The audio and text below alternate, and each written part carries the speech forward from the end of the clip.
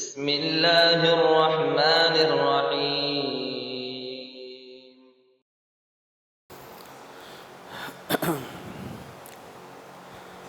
السلام علیکم ورحمۃ اللہ وبرکاتہ۔ اعوذ باللہ من الشیطان الرجیم، بسم اللہ الرحمن الرحیم۔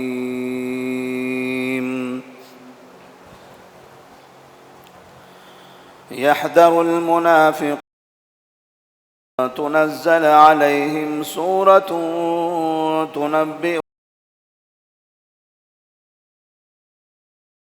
قل استهزئوا إن الله ما تحذرون ولئن يقولن إنما كنا نلعب قل أبالله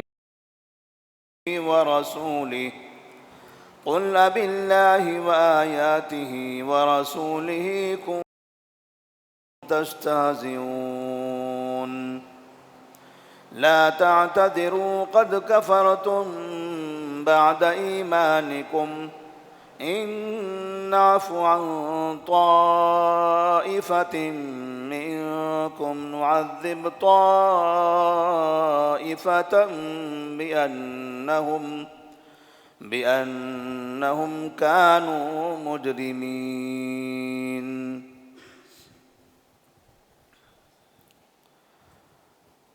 سورۃ التوبہ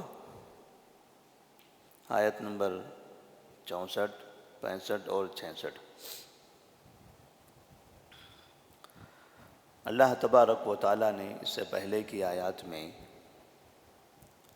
جب مدینہ منورہ میں رہنے والے منافقین کی شرارتوں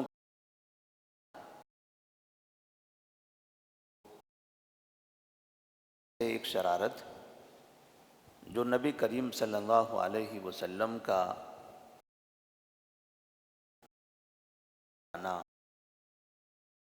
اور مسلمانوں کی مصیبت،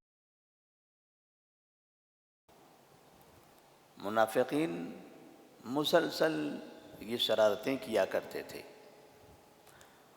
رہتے مسلمانوں کے ساتھ، مسلمانوں کے شہر میں رہتے تھے اور امن سے رہتے کیونکہ ان کے نگران مسلمان تھے، کوئی انہیں نقصان نہیں پہنچا سکتا تھا، اور مسلمانوں کے ساتھ تعلقات بنائے ہوئے رکھتے تھے تاکہ اگر مسلمانوں کو کہیں کسی جنگ وغیرہ سے کوئی مال مل رہا ہے تو اس مال میں یہ بھی حصے دار بن جائیں، تو اس طرح یہ مال بھی حاصل کر لیتے تھے، اور پھر مسلمانوں کے ساتھ مسجد میں آ کر نماز بھی پڑھتے تھے، لیکن دل مطمئن نہیں تھا۔ یہ سارا سب کچھ ظاہری تھا، باطنی، قلبی اور دل کے اعتبار سے تو وہ کافر تھے، وہ اپنے آپ کو مسلمان نہیں مانتے تھے، وہ کافر مانتے تھے، اور مسلمانوں کے درمیان کافروں کے لیے کام کرتے تھے۔ اگر کافروں کو کامیابی ملتی تو خوش ہوتے، مسلمانوں کو کامیابی ملتی تو ناراض ہوتے۔ کوشش ایسی کرتے تھے کہ ایسے ہنگامہ برپا کر دیا جائے کہ کافر مسلمانوں پر حملہ کر بیٹھیں اور مسلمان تباہ ہو جائیں۔ آخر میں ایسا ہوا کہ جب مکہ فتح ہو چکا تھا تب نبی کریم صلی اللہ علیہ وسلم رومیوں سے مقابلہ کرنے کے لیے تبوک کی طرف جا رہے تھے۔ یہ ایک ایسی جنگ کے راستے میں جانا تھا کہ اس وقت کی دنیا نے یہ دیکھا کہ یہ تو کہیں ایسا تو نہیں کہ مدینے والے اپنے پیروں پر کلاڑی مار رہے ہیں، یعنی کسی اژدہے کے منہ میں اپنا ہاتھ ڈالنا چاہتے ہیں۔ رومی فوج، بھلا رومی فوج سے بھی کوئی مقابلہ کرتا ہے؟ کیا ان سے آمنا سامنا کرنے کے لیے دنیا میں کوئی فوج کھڑی ہوتی ہے؟ مدینے والے یہ حرکت کیسے کر رہے ہیں؟ کیا وہ پورا سب کچھ اپنا تباہ کر دینا چاہتے ہیں؟ اور رومیوں نے تو ابھی قریب قریب میں فارسی جو کسریٰ کی فوج تھی انہیں تو بے تحاشا مارا تھا، اور انتہائی زیادہ بری طریقے سے ان کو شکست دی تھی، جو دنیا کی دوسری بڑی طاقت تھی، اور مدینے کی فوج، مدینے کی طاقت تو چھوٹی سی تھی، اس کا تو دنیا میں کوئی شمار بھی نہیں تھا۔ لیکن جب لوگوں نے یہ سنا کہ مدینہ کے لوگ جا رہے ہیں رومیوں سے مقابلہ کرنے، تو پہلے تو منافقین ہنسنے لگے، مذاق اڑانے لگے، یہ دیکھو دیکھو ان لوگوں کو، یہ چلے رومیوں کا مقابلہ کرنے۔ انہوں نے سمجھا ہے کہ ہم نے عربوں کو پست کر دیا، عرب قبائل وہ شکست کھا گئے، تو یہ سمجھتے ہیں کہ رومیوں کو بھی شکست دے دیں گے۔ انہیں یہ نہیں پتہ ہے کہ یہ عرب ہیں اور وہ رومی ہیں، عرب شکست کھا سکتے ہیں، رومی نہیں کھا سکتے۔ اور پھر کچھ لوگ کہنے لگے جانے دو، چلے گئے تو یہ اچھا ہے، انہیں روکنے کی کوشش نہیں کرنا چاہیے، انہیں اور ہمت دلانا چاہیے تاکہ یہ جائیں، کیونکہ جائیں گے تو ان میں سے واپس کوئی بھی نہیں آئے گا، اور پھر مزہ ہی مزہ، یہ سب کے سب وہاں ختم ہو جائیں گے۔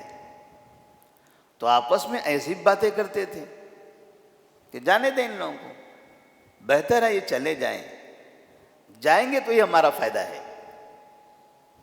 اور ساتھ میں کچھ منافقین یہ کہتے تھے ایسا کرتے ہم بھی ساتھ چلتے ہیں، تبوک میں رومیوں کا مقابلہ کرنے مسلمانوں کی فوج میں ہم بھی چلتے ہیں، تاکہ وہاں جانے کے بعد ان کی تباہی اپنی آنکھوں سے ہم دیکھیں، اور پھر ان سے ہم کہہ سکیں کیا ہم نے تم کو منع نہیں کیا تھا؟ ہم تو تم کو منع کر رہے تھے مدینہ میں ہی مت نکلو، رومی بڑے خطرناک ہوتے ہیں، بڑی فوج ہے ان کی۔ تو وہاں ایسے کہتے کہتے ہم ان کی بربادی اپنی آنکھوں سے دیکھیں گے۔ تو مطلب یہ تھا کہ یہاں منافقین چاہتے تھے کہ مسلمان تباہ ہو جائیں، تو اللہ تبارک و تعالیٰ نے اسی کے پس منظر میں یہ آیتیں نازل فرمائی ہیں، اور ان کی یہ آپسی باتیں، اس سلسلے میں انہیں اس بات کا ڈر بھی رہتا تھا کہ ہم لوگ آپس میں اتنا بولتے ہیں مسلمانوں کے خلاف، نبی کے خلاف، کہیں ایسا نہ ہو کہ اللہ تبارک و تعالیٰ وحی کے ذریعے نبی کو یہ بتا دے، ہمارا راز فاش ہو جائے گا کہ ہم رہتے ہیں نبی کے ساتھ، مسلمانوں کے ساتھ، اور پھر انہیں کی بربادی کی تمنائیں بھی کرتے ہیں، کیونکہ اللہ تبارک و تعالیٰ ایسی خبریں بعض مرتبہ نبی کو دیتا ہے۔ اگر وحی کے ذریعے اللہ نے نبی کو یہ خبر دے دی کہ ہم ایسی بات کر رہے ہیں، تب ہمارا کیا ہوگا؟ تب ہمارا چہرہ سب کے سامنے کھل کر آ جائے گا کہ دیکھو ہم کیسے منافق ہیں، ہم تو مسلمانوں کی بربادی چاہ رہے ہیں۔ اور ہوا بھی ایسا، نبی کریم صلی اللہ علیہ وسلم کو اللہ تبارک و تعالیٰ نے خبر دے دی۔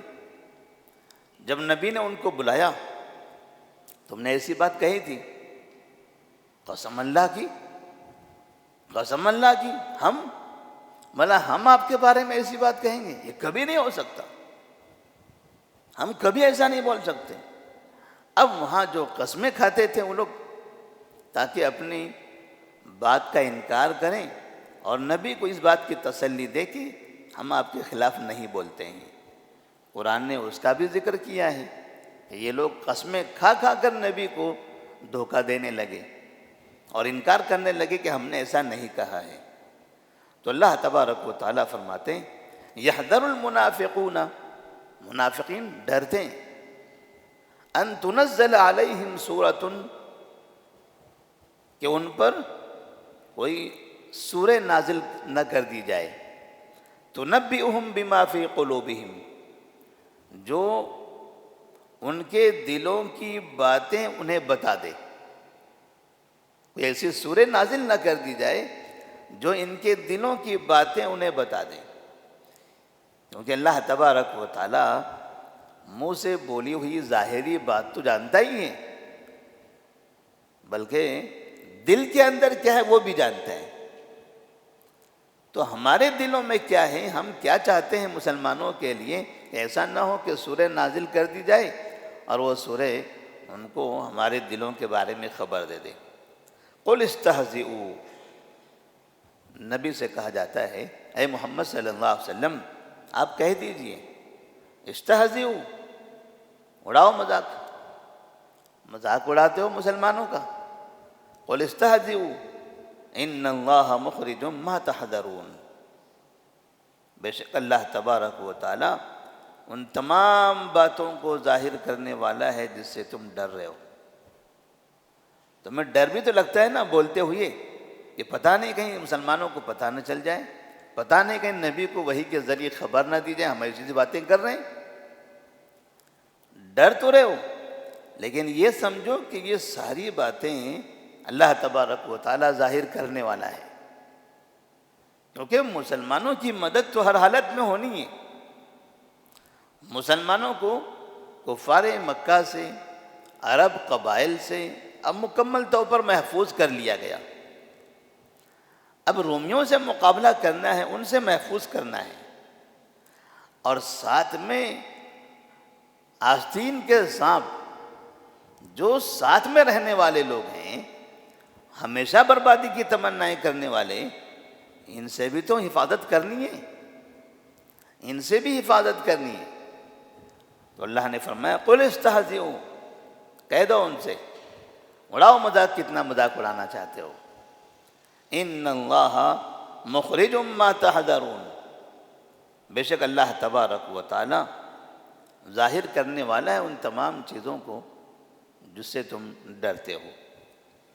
وَلَئِن سَأَلْتَهُمْ لَيَقُولُنَّ إِنَّمَا كُنَّا نَخُوضُ وَنَلْعَبُ،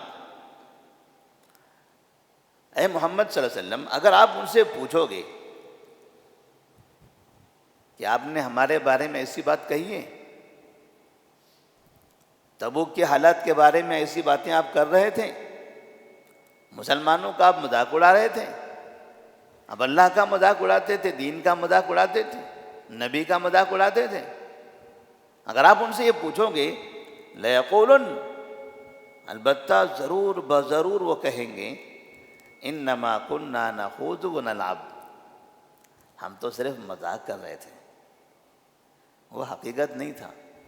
جب حقیقت معلوم ہو جاتی تھی، نبی تک اطلاع ہو جاتی تھی، تب وہاں داؤ بدلنے کی کوشش کرتے تھے۔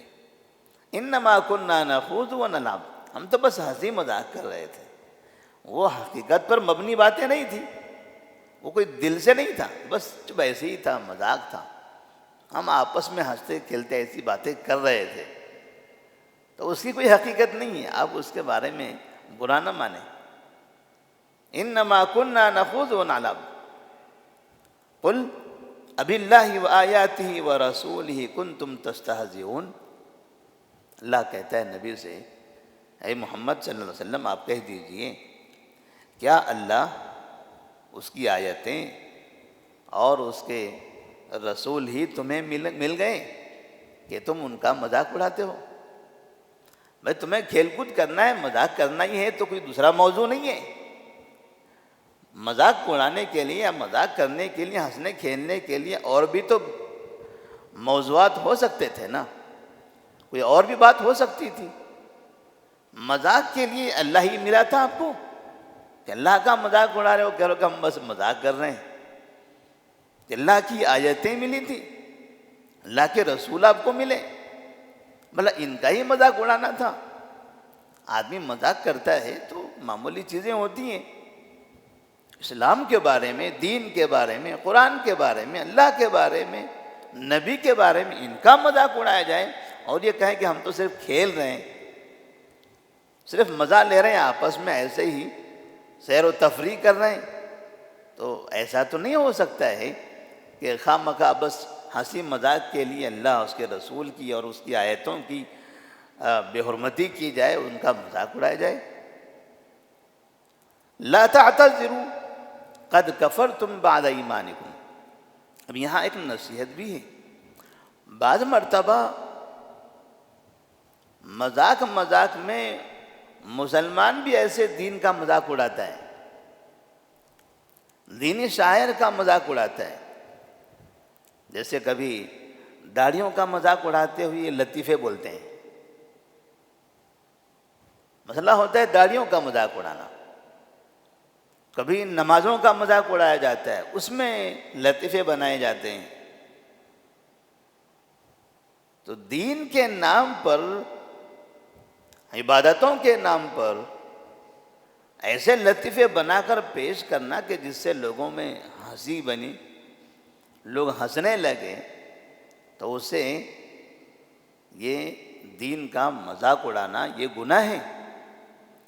اور اس طرح کی حرکتیں کرنا یہ منافقین کی علامت ہے. اللہ نے کہا مذاق کرتے ہو نا، آپس میں ہنسی مذاق کرنا چاہتے ہو تو ٹھیک ہے، کوئی دوسری باتیں کر لو. یہ دین کے بارے میں، اللہ کی آیتوں کے بارے میں، اللہ کے بارے میں، نبی کے بارے میں، بھلا ان کو ہی موضوع بنا کر کیوں آپ مذاق اڑانا چاہتے ہو؟ تو اللہ تبارک و تعالیٰ نے اس طرح کا کھلواڑ کرنے، مذاق کرنے کے بارے میں آگے فرمایا لا تعتذروا قد کفرتم بعد ایمانکم. تم اپنے آپ کا عذر پیش مت کرو، اب بہانہ مت بناؤ. تم نے یہ کام کیا ہے، اب صفائی مت پیش کرو. لا تعتذروا قد کفرتم بعد ایمانکم. ایمان کے بعد تم نے کفر کیا ہے.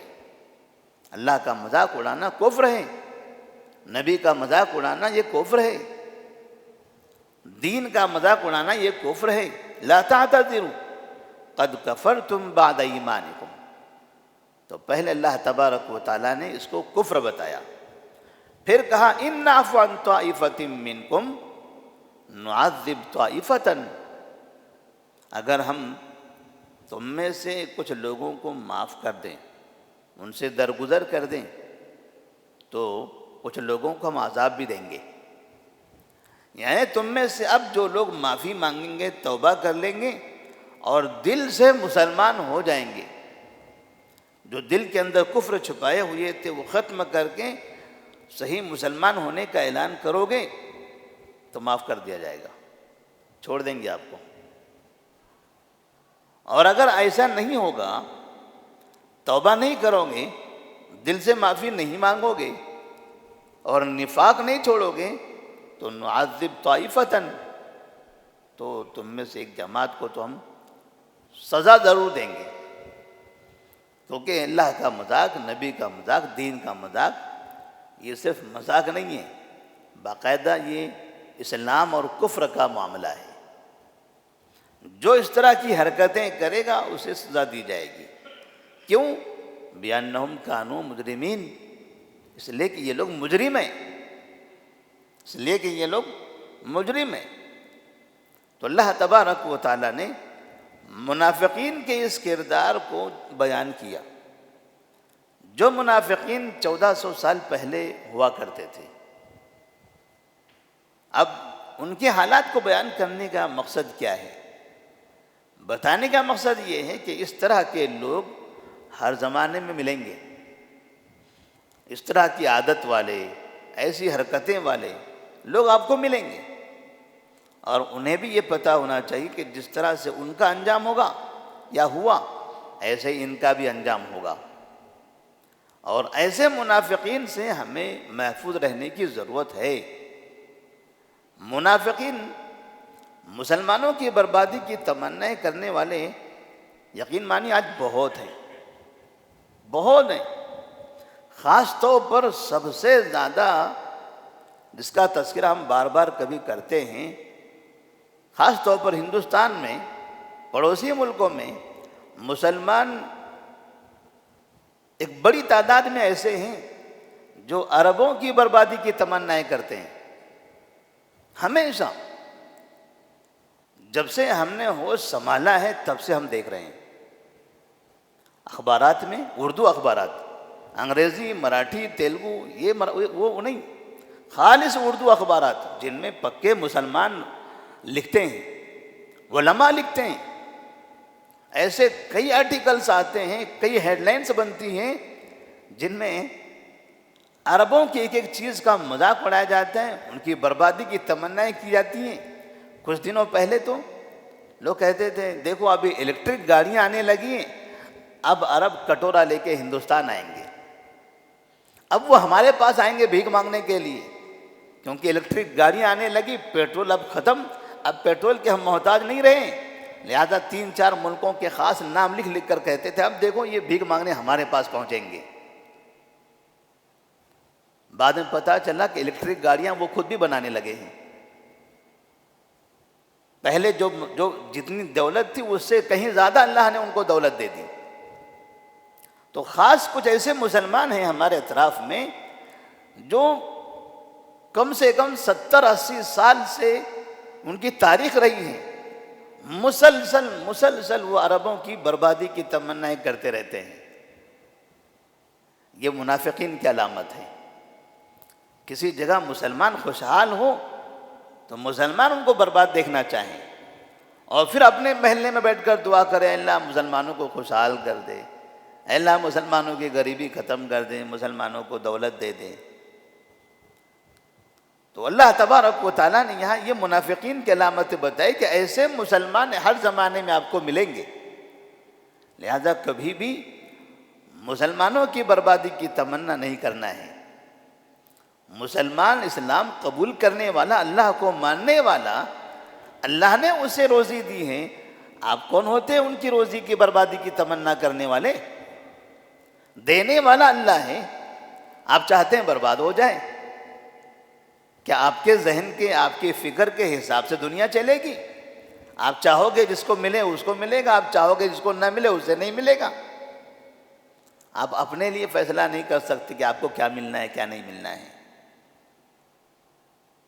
تو منافقین کی ایک بڑی عادت جو کئی آیتوں میں یہاں پر اللہ تبارک و تعالیٰ نے بیان فرمائی ہے، ایک تو ان کے ملکوں کی بربادی کی تمنا کرنا، اسی طرح ان کی حکومتوں کے زوال کی تمنائیں کرنا، اور ان کے اس قوم کی بربادی کی تمنائیں کرنا.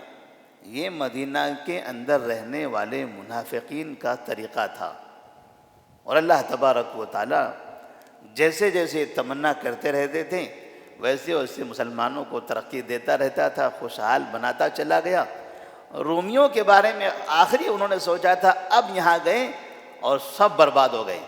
پتہ چلا اس جنگ کے بعد رومی ہی نہیں ساری دنیا میں مسلمانوں کا غلبہ ہوا. رومیوں سے تو مقابلہ ہوا ہی نہیں.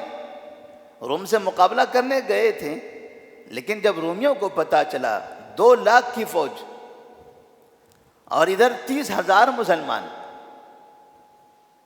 کہاں 2 لاکھ اور کہاں 30,000، اور پھر یہ 30,000 مسلمان ان کے گھر گئے ہوئے ہیں. ایسے بھی نہیں کہ وہ یہاں آئے ہوئے ہیں، ان کے گھر پہنچے ہوئے ہیں، اور وہ اپنے گھروں کو چھوڑ کر بھاگ گئے. 2 لاکھ کی فوج وہاں سے غائب ہو گئی، میدان چھوڑ کر چلے گئی. نبی 20 دن تک میدان میں بیٹھے رہے، انتظار کرتے رہے آج آئیں گے، ہو سکتا ہے کل آئیں گے. نہیں آئے. 20 دن تک وہ بھی سوچتے رہے آج واپس جائیں گے یہ لوگ، کل واپس جائیں گے، واپس ہی نہیں جا رہے ہیں. یہ بیٹھے ہوئے ہیں ڈیرا ڈالے ہوئے. کتنی ہمت ہے ان کے پاس، کتنی طاقت ہے. روزانہ ہر نئے دن گھبراہٹ اور گھبراہٹ، ڈرتے چلے گئے. اور ادھر جتنے دن انہوں نے قیام کیا اتنے دن ان کے اندر اور ہمت آئی. مسلمان اور ہمت پہ آنے لگے کہ ہم تو انتظار میں ہیں، ہم تو انتظار کر رہے ہیں، کیونکہ انہوں نے تو ہمارے بارے میں ارادہ کیا تھا نا کہ ہم مدینہ پر حملہ کریں گے. تو مدینہ پر حملہ کرنے کی کیوں تمنا کرتے ہو؟ آئیے ہم ہمارے سامنے آئے ہیں، آ جائیے یہیں پر دیکھ لیتے ہیں. سب کے سب غائب ہو گئے. اور جب دنیا نے یہ خبریں پڑھی ہیں کہ رومی فوج مدینہ کی فوج کے سامنے غائب ہو گئی تو کسرا جو رومیوں سے ہارے ہوئے تھے وہ بھی ہنسنے لگے. یہ حبشی، افریقی، یہ سارے کے سارے لوگ سب نے رومیوں کا تماشا بنا دیا. اور سب کو یہ سمجھ آنے لگی کہ اس وقت دنیا میں کوئی اگر بڑی طاقت ہے تو وہ مدینہ کی ہے۔ فوج گرچہ کم ہے، ہتھیار گرچہ کم ہے، لیکن رعب بہت زیادہ ہے۔ تو اللہ تبارک و تعالیٰ نے منافقین سے کہا قل موتوا بغیظکم، موتوا بغیظکم، اپنی نفرتوں میں تم مر جاؤ۔ تم دل سے نفرتیں کرتے ہو ان لوگوں سے، مر جاؤ تم اپنی نفرتوں میں، تمہاری موت ہو سکتی ہے لیکن ان کی بربادی نہیں ہوگی۔ یہی حال ہم نے ابھی بھی دیکھا ہے، جو عربوں کی بربادی کی تمنائیں کر رہے ہیں نا، وہ برباد ہو رہے ہیں، عرب خوشحال ہو رہے ہیں۔ اللہ تعالیٰ نے ان کو پہلے سے زیادہ اور دولت دی، کیونکہ وہاں سے ساری دنیا کے مسلمانوں کا فائدہ ہے، ساری دنیا کے مسلمان ان سے فائدہ اٹھا رہے ہیں، ان کا بھی فائدہ، دینی فائدہ، ساری دنیا کے مدارس اس سے آباد ہیں، ساری دنیا میں وہاں سے مساجد تعمیر ہو رہی ہیں، ساری دنیا میں وہاں سے باقاعدہ یتیم خانے اور نہ جانے کون کون سے اسلامک سینٹر تعمیر ہوتے جاتے ہیں پوری دنیا میں، صرف ہندوستان نہیں، پورے ایشیا میں، پورے افریقہ میں، پورے یورپ میں، جہاں دیکھ وہاں پر، افریقہ کے جنگلوں میں دیکھیے مسجدیں، مدرسے، بڑے بڑے قلعے نما بنائے گئے ہیں۔ کس نے بنایا؟ عربوں نے بنایا ہے، عربوں نے بنایا ہے۔ انڈیا میں، ہندوستان کے اندر جتنے بڑے ادارے ہیں، چاہے شہر حیدرآباد کے ہوں، چاہے نارتھ انڈیا کے ہوں، سارے اداروں کو آپ دیکھ لیجئے، ساری تعمیر یہ عربوں نے کیا ہوا ہے۔ بولتے نہیں ہیں، لاتے چپکے سے ہیں، چپکے بناتے ہیں، اپنا نام لگاتے ہیں، لیکن لیتے وہیں سے ہیں۔ تو ان کی بربادی کا مطلب یہ ساری چیزیں اس سے متاثر ہونے والی ہیں، اللہ بہتر جانتا ہے۔ اسی لیے منافقین کی ایسی جھوٹی تمنائیں، یہ مسلمانوں کی بربادی کی تمنائیں، ان منافقین کو اللہ تعالیٰ کبھی کامیاب نہیں کرے گا۔ اللہ سے دعا ہے اللہ تبارک و تعالیٰ دنیا کے تمام مسلمانوں کو خوشحال بنائے، تمام مسلمانوں کو طاقتور بنائے، مسلمانوں کو دنیا میں ترقی کی توفیق عطا فرمائے، اور جو مسلمانوں کو برباد کرنا چاہتے ہیں اللہ تبارک و تعالیٰ ان کا حساب لے لے۔ السلام علیکم ورحمۃ اللہ وبرکاتہ۔